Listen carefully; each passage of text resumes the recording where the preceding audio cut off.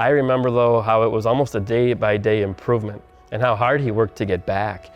There was one time in this gym where he was trying to make 2 or 3 three-pointers in a row, and he made one, missed one, made one, missed one. And this went on with just he and I and my wife in the gym watching this for probably 20 or 30 minutes. And he finally made 2 or 3 in a row, and he laid down on his back and put his hands on his head. And I walked over to him to make sure he was okay. And he said, "I'm just dizzy." And it's normal, it's a side effect of what I've been through, but I'm just dizzy. And I said, "Do you need anything, Ryan?"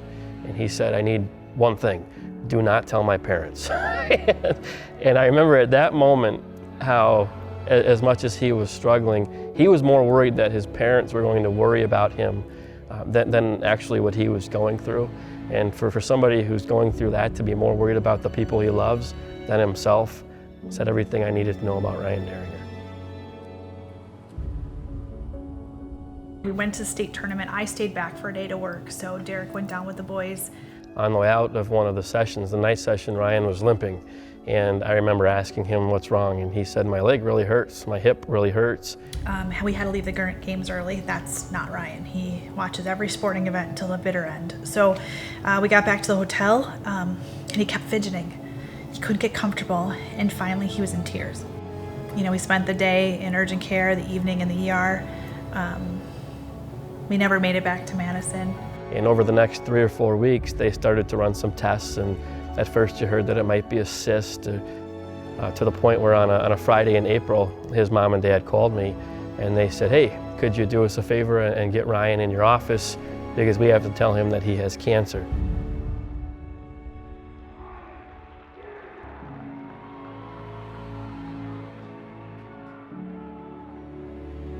We weren't going to let him sit there alone, so now you've got somebody literally living in the hospital with him for 5 days. He doesn't come out of his room for 2 to 3 days because he's so ill, and then he has to go back in 6 days. Towards the end, all he could do was sleep. So he would actually request meds to have him fall asleep, and there's some times where he'd be up an hour or two in a 24-hour span. And that's just how he managed to get through it at the end. Every single moment of my day was usually spent on a field or on a court with my friends.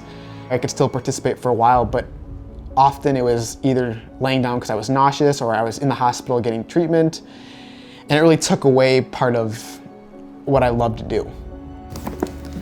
This was his first day. That was May 1st when he started it. And then, obviously, that's his confirmation, but this was his National Honor Society induction. Didn't expect that.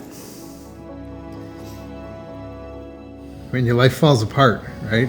I mean, you get the diagnosis and your world just crumbles around you, and you're just, you spend the first couple days just in disbelief and in complete fear and shock and sadness, and, as we mentioned before, then once you get that plan, then you start marching forward. As an athlete, as just a competitor in general, I've always wanted to win. I don't like losing. Knowing what it was, Ewing sarcoma, when we found out the results, I knew that I had a game plan and I knew how to attack it. And like everything else in my life, I wanted to win.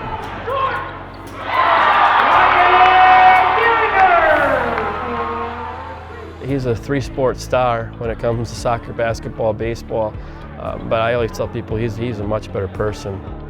When they say to you, a 16-year-old boy is diagnosed with Ewing sarcoma, at that moment you don't understand that there will be positives. It seems like it's going to be all negative, but the way that this was handled and the way our students rallied, the way the Dieringer family handled it, and the way our conference did fundraisers, and the way that our students have a new perspective on life, I'm amazed at how many positive things came out of Ryan Dieringer battling Ewing sarcoma. This is an opportunity to educate people about childhood cancer, to show that childhood cancer doesn't take you down. You can do this stuff. The thing that helped me get through the tough times the most, I think, was the support. Just kind of the rallying, not only my family and my friends, but also like the entire community and the community surrounding here. So many people reached out that it was unbelievable. The The t-shirts that were sent in, just the words that were sent to me, just helped me keep moving forward because I knew I had an army behind me. We ended up getting hundreds of t-shirts from not only Marshfield and Wisconsin, but all over the country, all over the world. I mean, it was absolutely amazing. And she actually signed the shirt from Nike for him, so Ryan continued the fight. I'm just thrilled he's going away to college. You know, I know a lot of kids that have Ewings that haven't had that opportunity. So for us, it's good. It doesn't mean I'm not going to cry when I drop him off, because I will. But it just means that if you put it in the perspective that we have, it was an amazing thing to watch him walk across that stage. What really matters to me is my friends and family. They were there for me, and it kind of enlightened me to realize that what matters in my life is being happy. And so the things I do today, try to gear myself to be happy the rest of my life.